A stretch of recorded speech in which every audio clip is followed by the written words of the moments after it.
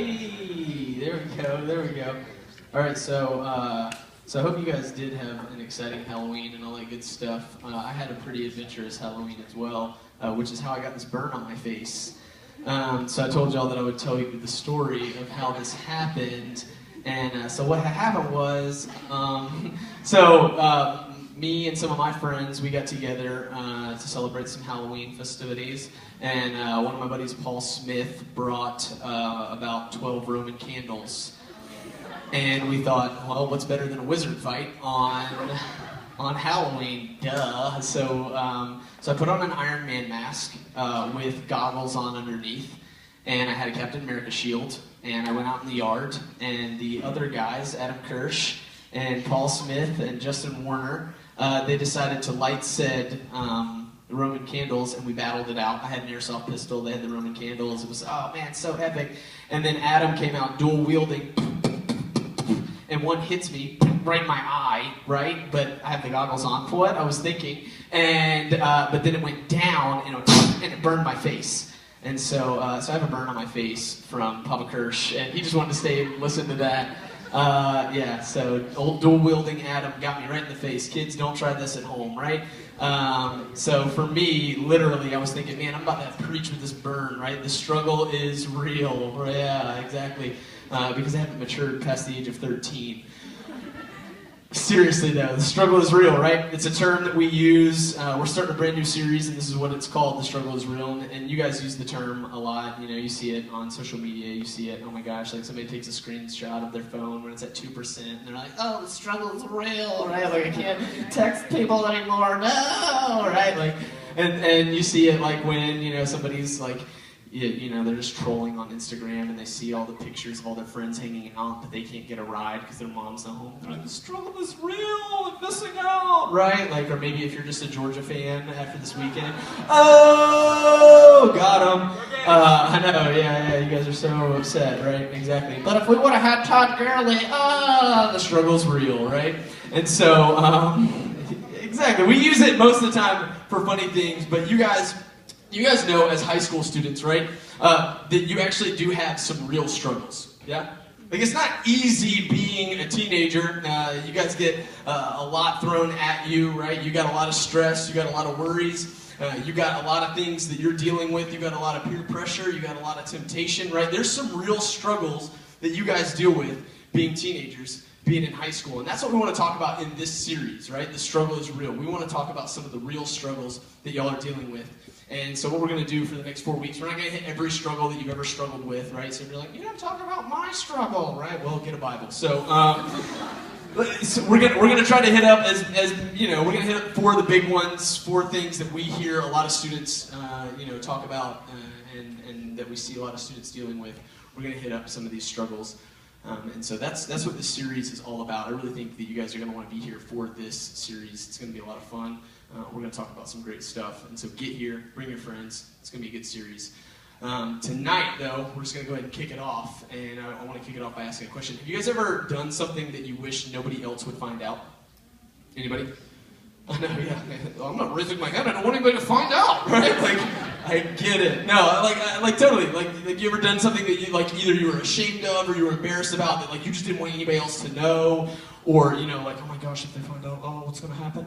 I definitely have done a few of those things in my life. And so I just figured I'd share one. When I was younger, my brother and I think I was about 12, and my brother and I, we got crossbows. And not like, yeah, exactly. And I killed them and I buried them in the backyard, so confession.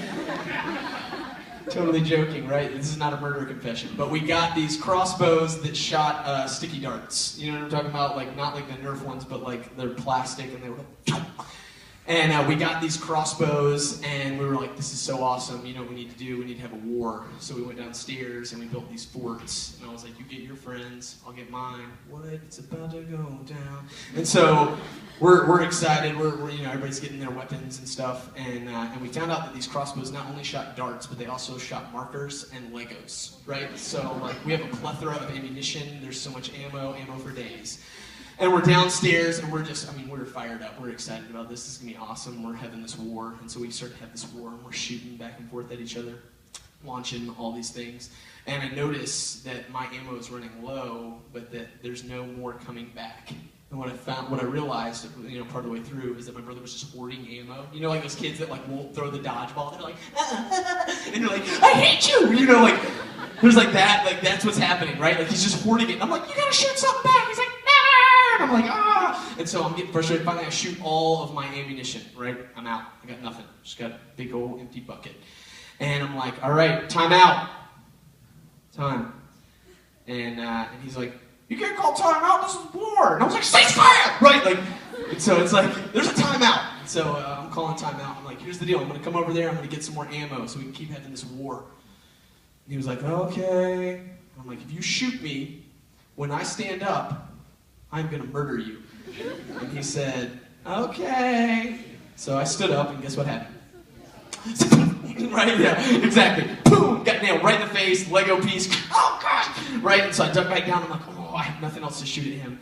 But I was a young thug, and so I had these Timberland boots. And I know, like, y'all don't even know, just someone in my Jordans. But I had these Timberland boots, and I was just like, oh my gosh, these are so for real right now. And I was like, I'm going to chuck this boot at him when I stand up, because these are heavy, these are just, I mean, serious. These boots are so, oh. And so I took my boot off, and I stood up, and Trad stands up, and he shoots, and I'm all like, no deal, right? Like, and I duck it, and I just, I mean, I kimbreled him. I mean, I freaking threw it so hard, and it's just, but I noticed that it's not going near him, and I'm like, you know, like you want to take it back, like, and it hits the wall, and it breaks a hole in the wall, and I'm just like, and as soon as it hits the wall, my brother does the, I'm doing it, and like he makes the sprint, and I'm just like, boom, right, like I've got him pinned down. I'm like, you'll never tell anybody, I'll kill you, right? Like, and so I'm like, dude, you have got to keep this a secret. We cannot tell anybody about this, right? Like, we've got to figure out a way to hide this. And so we're like, all right, I've heard that people put posters over holes in the wall, but this is about this high. And so I'm like, nobody hangs a Jordan poster at knee level. Like, oh, look at Michael down there, right? Like, so I'm like, okay, how are we gonna hide this, right? Like, what am I gonna do? What am I gonna do? And I'm like, find something. And so we end up finding this like little box fan. And we put the fan in front, and we're like, this is fantastic, right? Like, no one will ever know. And so we put the fan in front, and then just wait. And you guys know that like feeling when like you've got a secret, but you're always worried that somebody else is gonna find out. You know what I'm talking about? Like, I was living with that for like weeks, right? My dad and mom, they didn't come to the basement that much. It was like the playroom, And so, but every time that my mom or my dad would like start coming down the stairs, you're like, this is the day. They're gonna know. They're gonna know, And then like your heart's like, you're like sweaty palms, like, oh my god, middle school date, right? Like you're just like nervous. You're like, gosh, it's gonna happen. It's gonna happen. They're gonna find out. They come downstairs. They do whatever they need to do. Done. But I'm still like living with fear. You guys know. Like so, every time like my mom calls me into another room, I'm like, this is it. She knows, right? Like she's like, Reed, can you come here for a minute? I'm like, dang. And I'm going in there just like, yeah, what do you need? Can you help me get on the internet? And I'm like, oh, thank God. Right? Like she doesn't know, right? Like, and so this goes on for like 2 weeks. I'm keeping this secret. I'm like, like it's just wearing me down. It's eating me up. And finally the day came when my dad went downstairs and he's like, I'm gonna use this fan. I'm like, who uses that, right? And so he uses it, sees the hole, and he's like, boys. And if he ever called you but not by your name, if it was boy, you knew you were about to catch a beating, right? Like Adrian Peterson style. And so, too soon? Too soon? Oh, sorry. I apologize. I'm sorry. I'm not sorry. So totally, I come downstairs and it's the moment of truth, dun dun dun, and Dad's like, where did this hole come from? And it just, like, you had to come clean. You know, like that moment where you had to come clean? Like, you ever had that moment where it's like, all right, it's all out there, and I just told him I was honest. And as bad as the whooping was that I got with a yellow wiffle ball bat, as bad as that was, can I tell you guys that it was kind of a relief? You know what I'm saying? Like that relief where you're not living in fear anymore. Like no more secrets. Like I don't have the secret anymore. And now all of a sudden, like the weight is off of my shoulders, and I'm like, oh man, that is actually kind of nice. Like that actually kind of felt good to get that out there, and now I don't have to worry every time my parents walk downstairs. I don't have to worry every time my mom calls me in the next room. I don't have to worry anymore. Like, there was just a sense of like freedom in that truth, right? So my question that I want to ask you is, what do you do with the things that you don't want other people to know? What do you do with the things that you're embarrassed about or that you're ashamed of? What do you do with those things that you don't want other people to know? Chances are you do what I did, which is what I see in a lot of high schoolers' lives. Chances are you do what I did, which is you lie, don't you? When it comes to the things that you don't want other people to know, when it comes to the things that you're sort of embarrassed about, when it comes to the things where you're like, oh my gosh, like this could, damage my reputation, or this could get me in a lot of trouble, or this, that, or the other. When it comes to those things, when it comes to the things you don't want other people to know, chances are most of you do what I did as a 12-year-old, right? Which is you lie about it. And I get it, right? I'm not up here going like, you bunch of lying sinners, right? Like I get it. I get it why we lie, because the truth is scary sometimes, isn't it? Like, it can be scary to tell the truth. There's a lot of things that are scary about the truth. One of the things is this right here. Consequences. Sometimes we're afraid to tell the truth because of consequences. Oh my gosh, my parents are going to be so mad. They're going to take away my cell phone. They're not going to let me get my driver's license. They're not going to let me hang out with my friends. I'm not going to be able to do this. He or she's going to break up with me. Like, what's going to happen? There's going to be consequences, right? Like, that's one of the reasons why we're afraid to come clean and tell the truth. And it's one of the reasons why we lie. It's because we're afraid of the consequences. Another reason why we're afraid to tell the truth. We're afraid about what other people are going to think. We're afraid of what other people are going to think. Like, if I tell somebody this, what's going to happen? Are they going to judge me? Are they going to think that I'm stupid?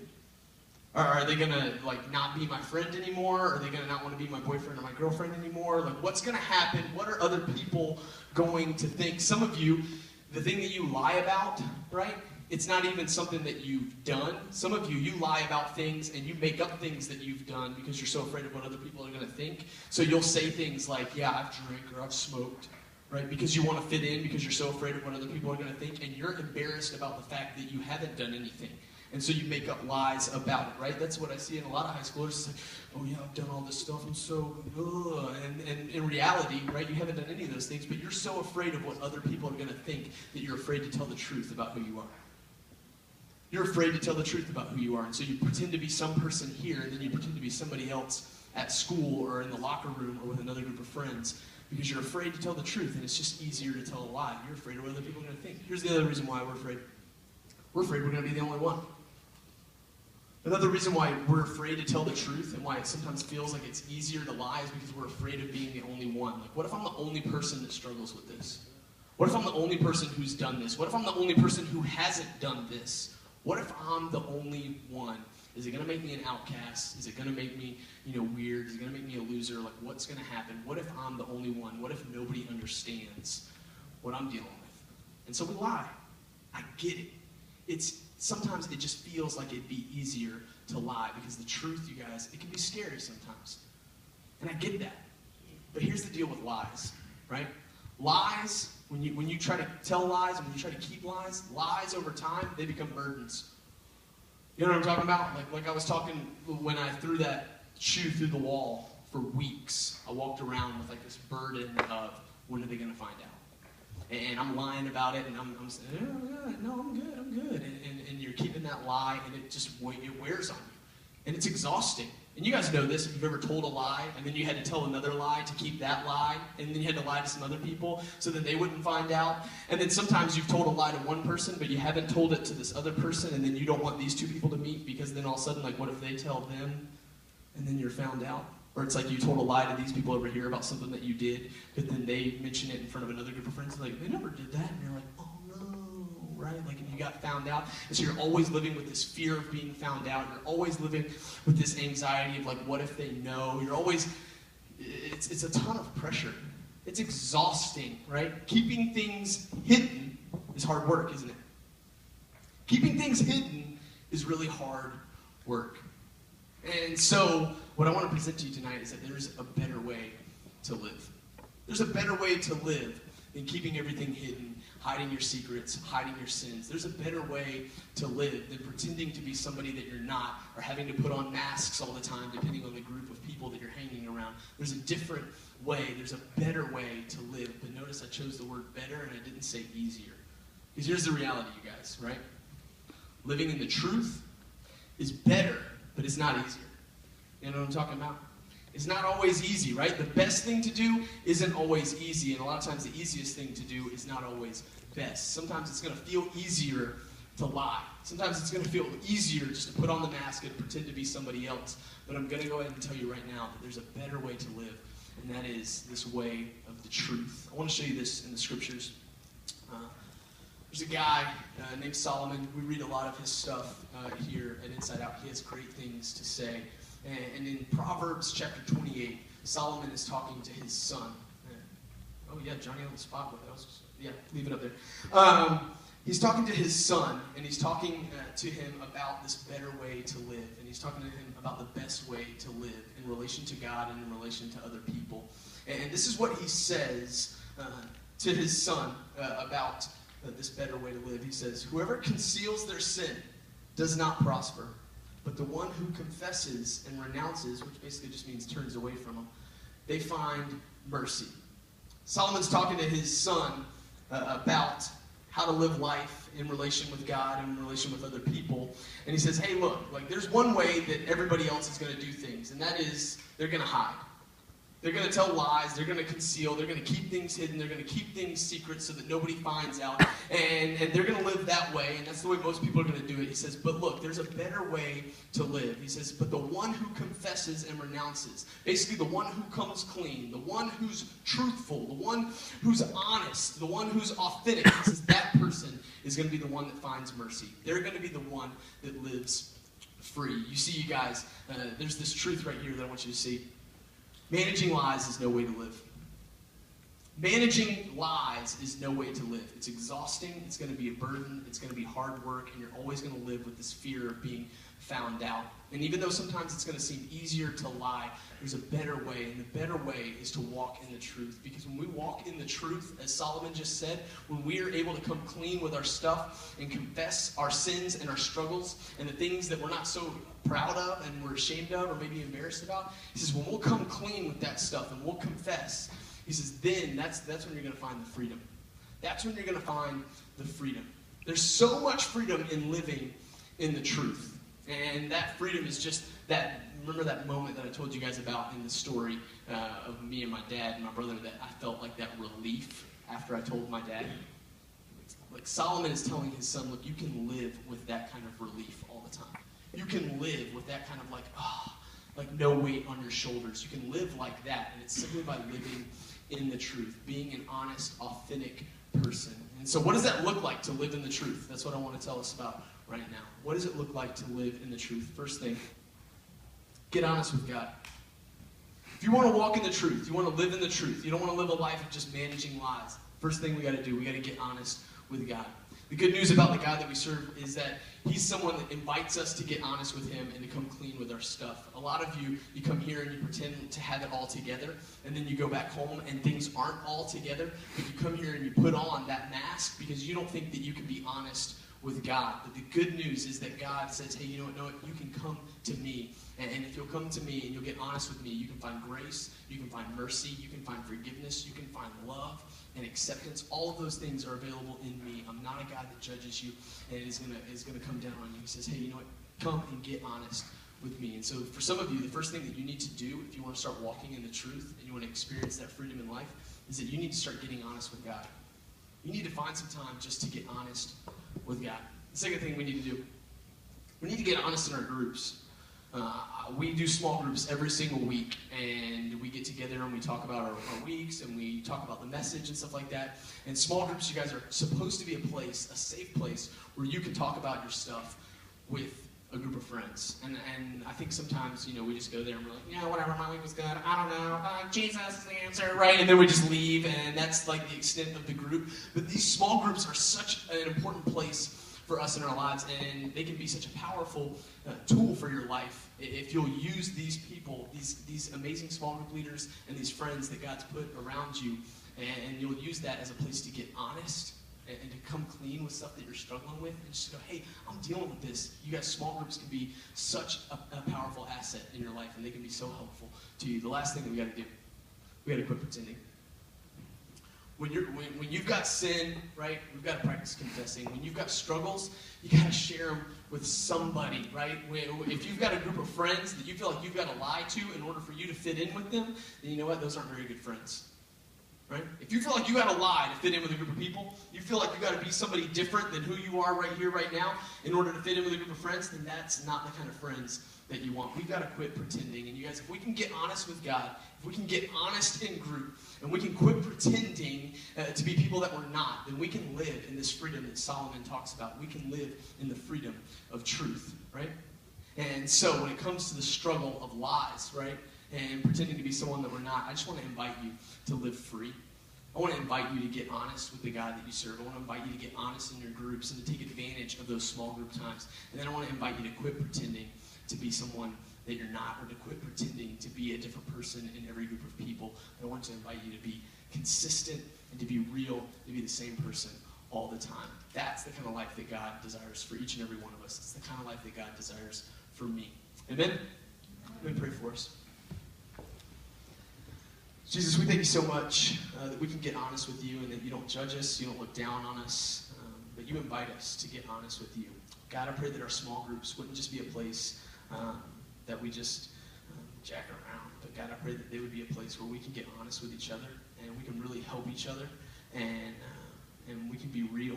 And God, I pray that the students in this room would quit pretending, that they wouldn't live one way here and a different way when they're outside with a different group of friends, God. I pray that they would be consistent and they would live and find freedom in being honest, truthful people. God, would you help us to live that way? That's the kind of life that we want. It's not always easy, but we know that it's better. And so would you help us? It's in your name that we pray, Jesus. Amen. All right, you guys go to small